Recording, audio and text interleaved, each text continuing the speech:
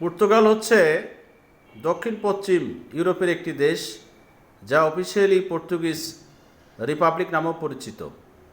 এটি ইবেরিয়ান পেনিনসুলাতে অবস্থিত। লিসবন হচ্ছে পর্তুগালের রাজধানী।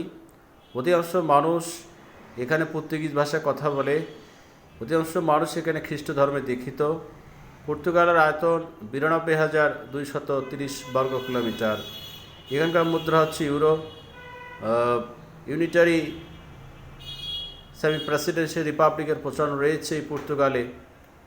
পর্তুগালের জনসংখ্যা প্রায় 1,07,00,000 কিছু বেশি।